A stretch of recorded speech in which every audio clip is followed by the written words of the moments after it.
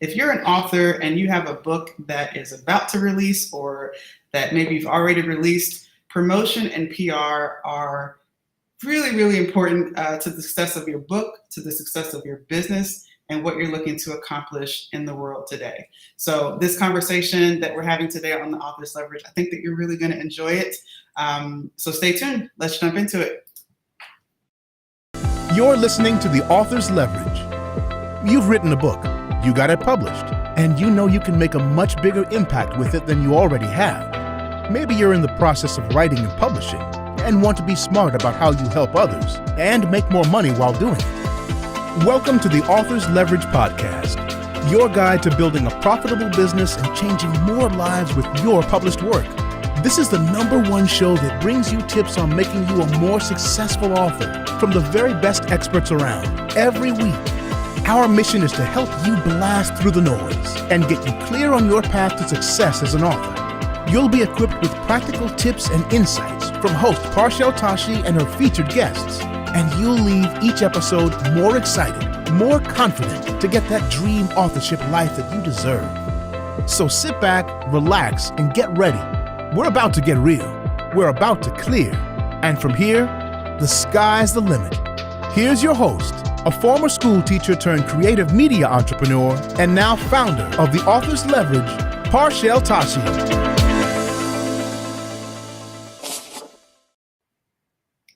I'm so excited. We are joined today by Desireé Duffy. She's the founder of Black Château, a marketing and public relations agency. Books That Make You, a Webby Award-winning multimedia brand that promotes books and authors through its website, podcast, and radio show. And the BookFest Adventure, a biannual online event that brings together book lovers from around the world.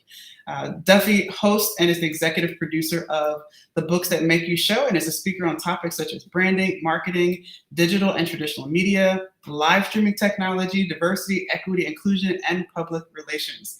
She's an advocate for spreading stories, and her expansive marketing, event production, broadcast, and PR background, mixed with her passion for storytelling, led her to found the multi-award-winning full-service marketing and public relations firm Black Château in 2016, Books That Make You in 2018, and the BookFest in 2020.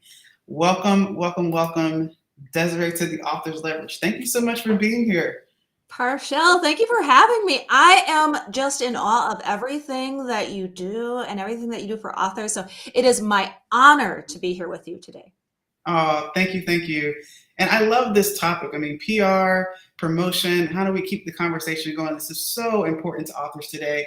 And you have a background. You have a track record in this world. You know what it takes to be successful as an author when it comes to promotion, PR, and how we can be successful with that. So I'm curious, how did you tell us a little bit about your background? How did you navigate into this world of PR and promotion and helping authors in this way?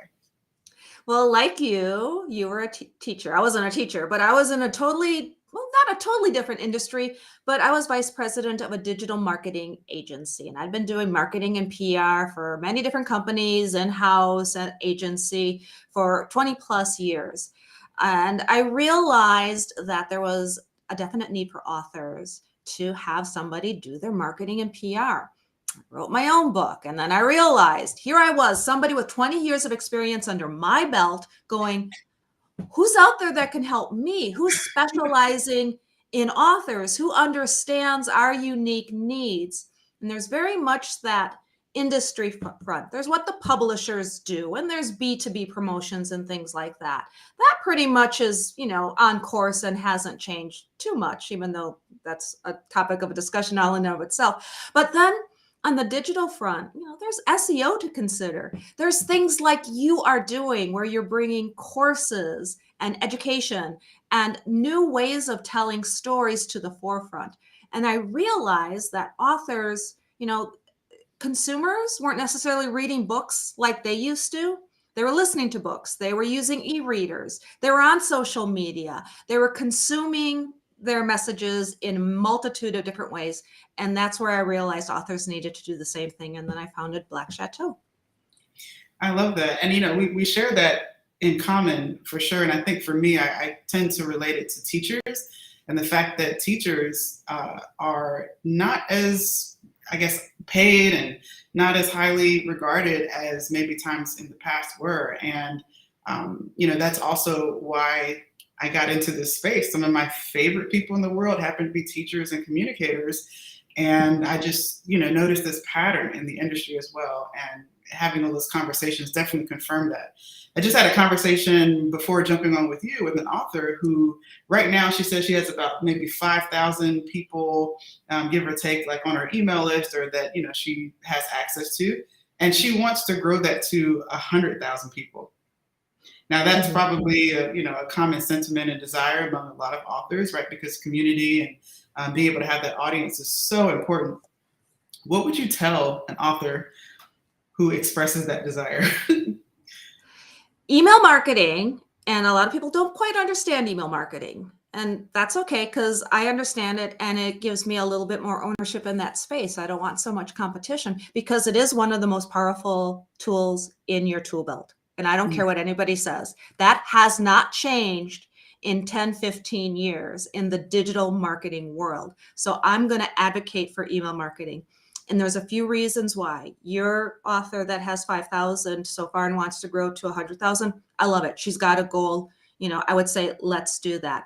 And let's strategically do several different things. And trust me, we could talk for a week on email marketing strategies, but there's a few things that you can do that's low-hanging fruit, really easy stuff. Make sure on your website, for example, you have an email sign up. Don't be afraid to use one of those move to the mouse pop-ups so that when people are about ready to leave, and I like to put these on the blog page as well, because usually if somebody's reading your blog, they're reading your content, and your content is going to be distributed through your email newsletter. So if they're there reading, then you want to try to capture them. So have that connected to whatever email platform that you use.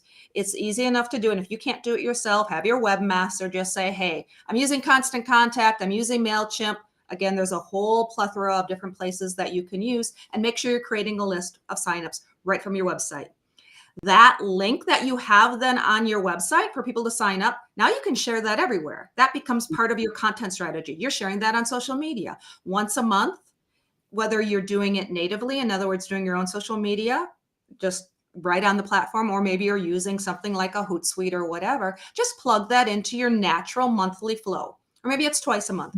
Don't forget to sign up for my newsletter. Change it up every time. You don't want to have the same content. Hey, don't forget to subscribe.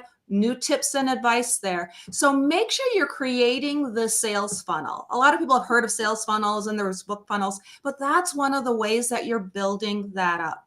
Here's the other thing. As you're building up that list, make sure that you're utilizing it to its full potential. What we like to do, we do a few different newsletters, and the Books That Make You newsletter actually is at about 22,000 subscribers, and it won a Webby Award last year. So this is a newsletter that has some gravitas within the industry.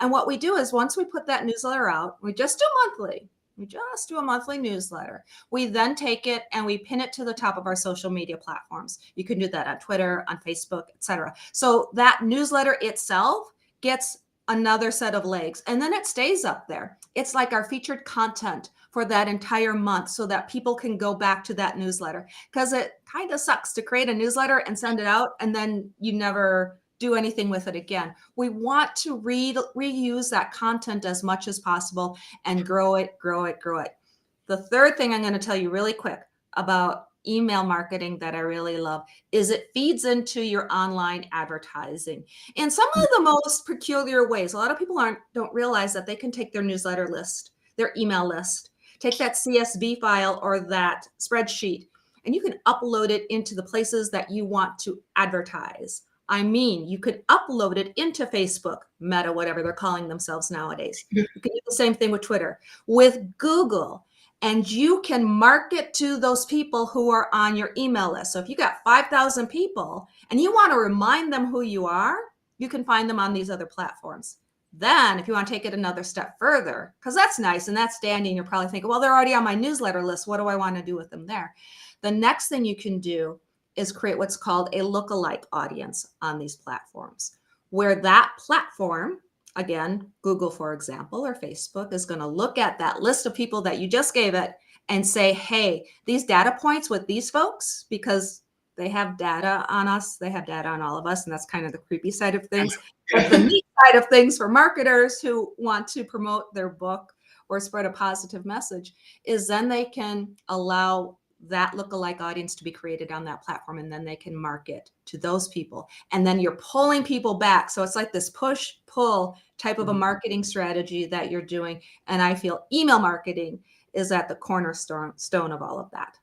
That's huge. I'm glad that you brought that up because really, to your point, over the test of time, email marketing is still proven to be so powerful. And if all the platforms disappear, right, Facebook goes away, YouTube does something else, right, you still have a really valuable asset in having a list of emails, even if it's in a CSV file. That is gold. So I love that. One of the things that came to mind when you were talking was that there are authors and entrepreneurs who, they're DIYers, right? They can jump in and do a lot of that work on their own, to some extent that they're satisfied with. But then, there comes a point where maybe in the stage that they are in their business that, to do it all yourself is just a pain. So can you also speak to, somebody who might be in between, all right, maybe I could do this myself. Maybe I can work with someone like Desireé to help me, right? How would you advise someone go into that in a thinking and a decision-making process? Yeah. When it comes time to promote your book or promote the thing that you're going to be promoting, and one of the things that I like about what you're doing is you're taking the book and you're utilizing it for other promotions. I often tell authors, what else are you doing with your book besides book sales? If it's a course or something else, other merchandise that you're selling with it. So think about that strategy and where you want to go with it. I think the core thing that I see with authors, regardless of what level they're at, is they don't know exactly what they want to be at the end, or their goal is so lofty at the end that it can get a little bit daunting. 100,000 email addresses, that sounds a little bit daunting, but it's not undoable. When a first-time author says, I want to be at the top of the New York Times bestsellers list, well, that's a little bit daunting. So be realistic. I'm not saying that you shouldn't have that as a goal, but is that going to happen when you release the book on Amazon and spend $500 in Amazon ads? Probably not. So look at your budget and strategically figure out where you need to be for that next step. Don't worry about the stuff that's so far down the path that you're just not seeing it. It's that old adage, and it's very much like writers when they're writing. You can only see so far ahead. You know the goal. It's like driving at night. I know I'm driving to New York City, but right now I'm in Atlanta. I kind of have a map in my head, and sure, we're going to forget about that GPS, but my headlights can only show me so far in front of me at the time. And a deer might run out, right? There might be an accident, a snowstorm. So there's things that are going to happen along the way that we can't necessarily always prepare for. So think in strategic blocks. So if you're an author kind of in that middle range and you want to take it to the next step, figure out what that next step is. Is it, I want an email list of 100,000 because I feel that's going to help me get to my next goal and my next goal? Then great. What's your budget for that? If it is a thing where you want to hire us to do some consulting and help you do it, heck yeah, we can do it. Or if you're more of that do-it-yourselfer, like you're saying, there are tons of different people that are offering different classes and courses on how to do that, just that. And even if you want to go to our BookFest website, we have lots of online panel discussions and videos and conversations on how to do things like that to help authors on their marketing path. I love that. And I love that you know, that just that advice, wherever an author is, there's hope, right? And there's still a success path that exists for them. Yeah, absolutely. Mm-hmm.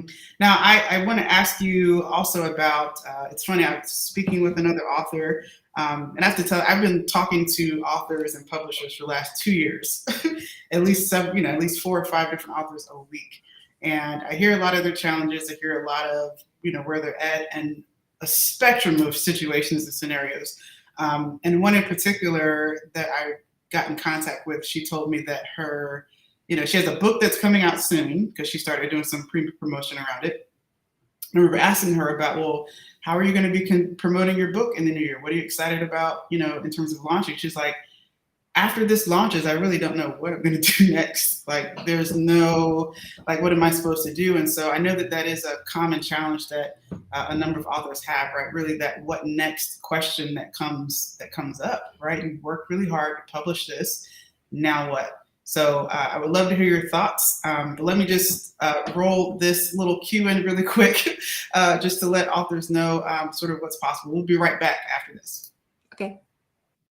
This episode is brought to you by the Author's Leverage. Would you like to learn more about how we can possibly help you take your success to the next level?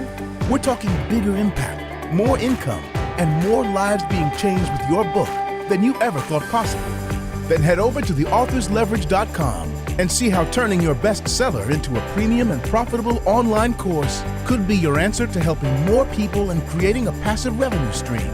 Truth be told, creating an online course is no easy project. But imagine having your curriculum design, professional media production, and tech setup all done for you, and in less time than it took to publish your book. Experience what it's like to be guided by a team of experts to support each step of your journey. And finally, accomplish your goal of launching an online course. Whether you're writing a book or already published, we're here for you. Schedule a call with us today or grab a seat to our next masterclass. Now, back to the interview. Yay! So before we went to that little break, we talked about what next. A lot of authors are just at that stage of, got this book, I'm excited about it. Where should they be thinking, about that what next question? where can they be most successful, at the launch of their book? Yeah. I like to talk to authors a lot too and ask them what their ultimate goal is. And it's varied. Ultimately, the author that says, I want to be a millionaire off of selling my books, I say, why are you an author? You should be here because you love it, because you have a message, because there's, a higher calling to do this, because you want to be a storyteller. If you want to sell, be a millionaire, go into investment banking. And I say that a little bit tongue in cheek, but what I mean there is selling that book is probably not going to be a huge money maker. But we do this for so many other reasons. We do it because we love it.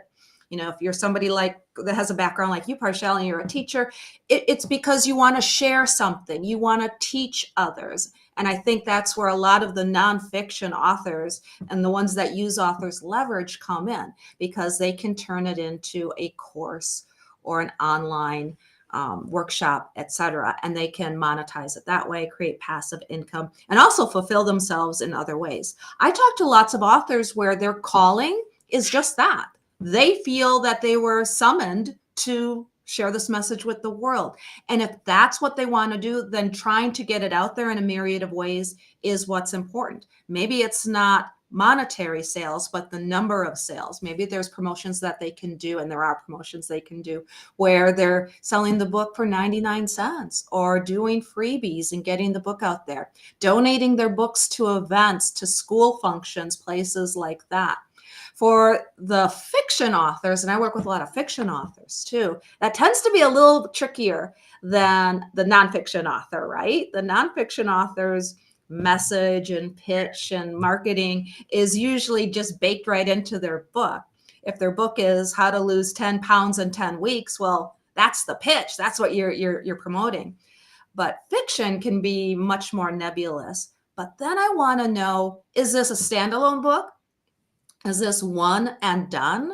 From a marketing point of view, it's like walking into the shoe manufacturer and saying, I have an idea for a great new pair of shoes. And they're like, great, we want to do a line of shoes. And they're like, no, I just have one pair of shoes. So if they have a series that is so much more powerful, and there's ways that they can promote that even before the book is ready, if they're looking for an agent and therefore a publisher, then knowing that they have a series of books gives them a lot of gravitas and a lot of appeal, because that's what they're looking for. They want that continuation.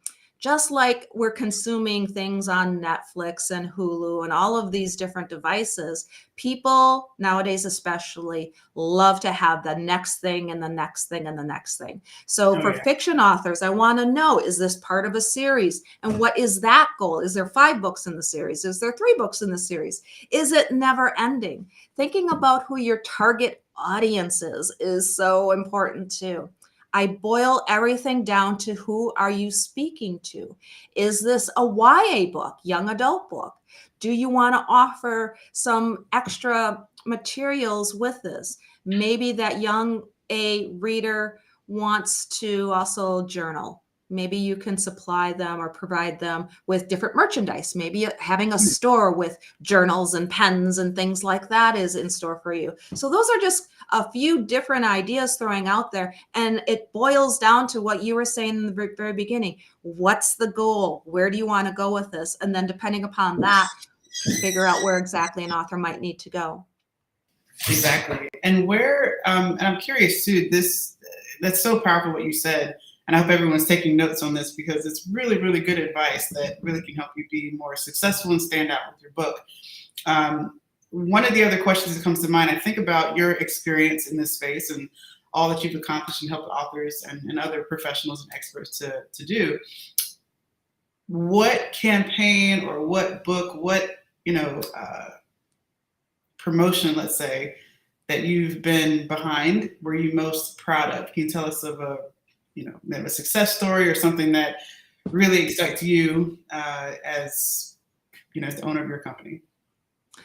Wow, that is a big question. As far as an author, see, that's like making Sophie's choice because I work with so many authors, so I don't want to I necessarily know. pull one out because then You don't want to single anybody out. Yeah. Well, I guess it's a story or whatever, you're open to sharing. I have one. And we have this on our website too. So as you know, we do the BookFest, and when we first did it, we scrambled. We pulled it together so fast because we didn't know. It happened during COVID. We didn't know how long, things would be shut down. And one of the authors who participated in that very first BookFest, and this goes back into the email thing coincidentally, we developed an email list off of that. They were part of the giveaway that we did for the BookFest. And they got an email list of, I think it was about 2,000 email addresses that was generated from the BookFest. And he sent me an email a couple of months ago saying that list is not only doing really great for him. He didn't really get a lot of people who opted out of it or unsubscribed, but in a roundabout way, somebody who was on that list or utilized that list led to him talking to a producer. And he right now is in the middle of negotiations to turn his books into a television show. And I can't say anything more because he's under NDA and he made me promise not to say anything. But when I read that, I was just like, that's it. Man. And sometimes you don't know where things will take you, especially when we talk PR. And that's the difference between marketing or advertising, I should say, and PR. PR is getting the word out there in a multitude of ways, whether it's an interview, an email list, being involved with an event, an in-person, or doing online workshops and sessions like you do. There's so many different ways that it can lead back to something else. And I think that when you throw yourself out there in a positive way like that, that's when you can reap the benefits. Oh, 100%. 100%. I love what you said. You never know what's going to happen on the back end. But, our responsibility is to show up, and to, put that message out there. I love that. Now, you brought up the BookFest Awards, and I want to definitely spend some time and would love for you to share what that is, like what that looks like, because clearly there's a success on the back end of a BookFest Award. So tell us a little bit more about that.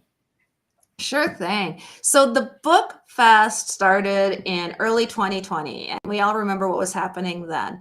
The LA Times Festival of Books, which is an event that we were always at. We always have a booth there. We still do. We've been back since. But at the time, we were supposed to have our authors there, and we were going to have in-booth signings, and they were so excited to be there. And then first it got postponed, and then it ended up getting canceled. But at any rate, we decided in the very early days to create the BookFest, to do something online. And we created the BookFest it's evolved as it is in 6 weeks' time. And it was very much like the story of Stone Soup, where people from the industry came together to contribute. And we had some awesome people contributing. And one of the funnest things is as we were nearing the end of figuring out all our programming, I looked at it and I said, wouldn't it be cute if at the very end, somebody rather ironic, like, I don't know, Danny Trejo read the children's story, Goodnight Moon, to everybody to just wrap it up. And everybody laughed and said, yeah, that's funny. And so we asked his manager and he said yes.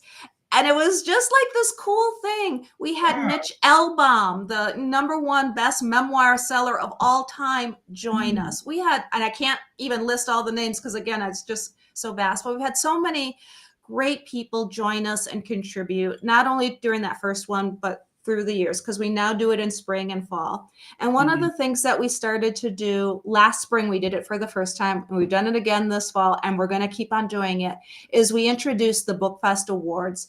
And the whole idea in the beginning was to honor those books because, as you know, a lot of authors wrote or released books during that kind of 2-year period, and it just kind of like they put in all this effort and it wasn't what they expected for obvious reasons. So we wanted to honor folks like that. And we introduced the BookFest Awards, and the response to it is and was overwhelming. And today people can enter. We're going to be announcing the next call for entries soon. Like I said, we do it twice a year.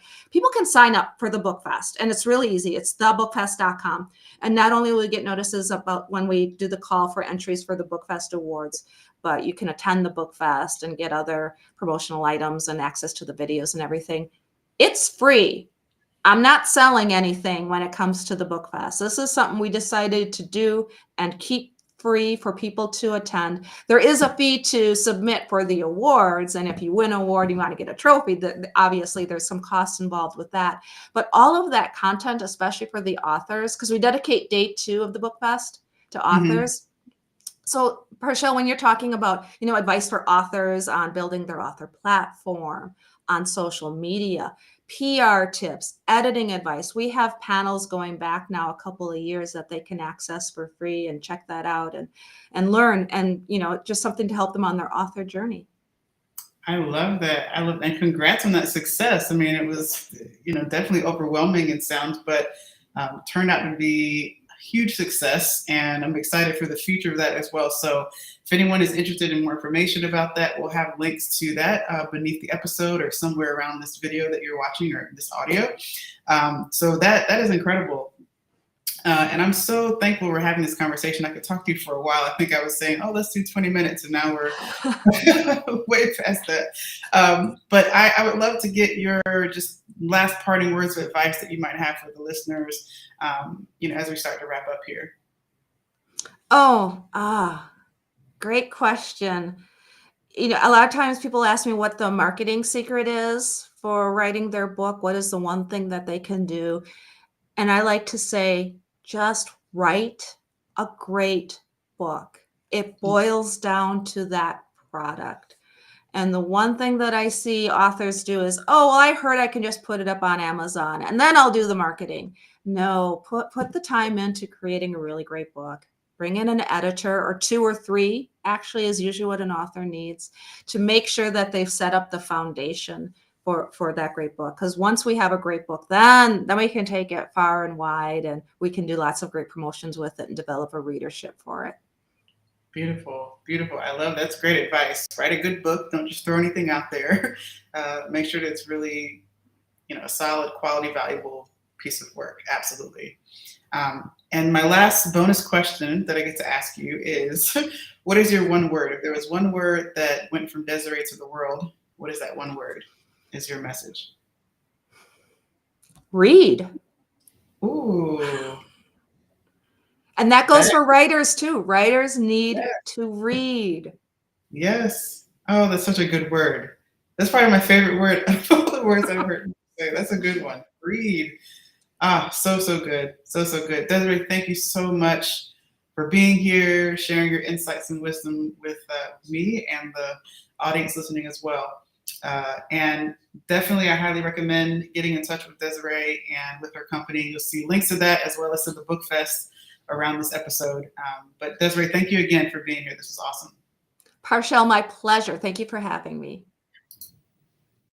You've been tuning into the Authors Leverage podcast. If you're new here, be sure to subscribe so you can stay up to date with all of our latest guest appearances and receive the best of the best strategies on successful authorship today.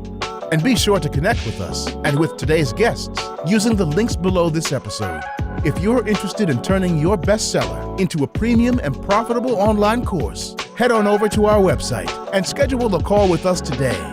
Until next time, remember, publishing creates credibility, but products create cash. You can repurpose your book as a learning experience to make the impact and the income you want as an author. We'll see you on the next episode.